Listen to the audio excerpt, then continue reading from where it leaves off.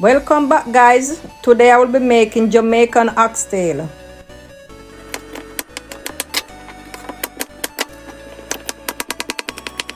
Guys, here I'm cutting off the fat.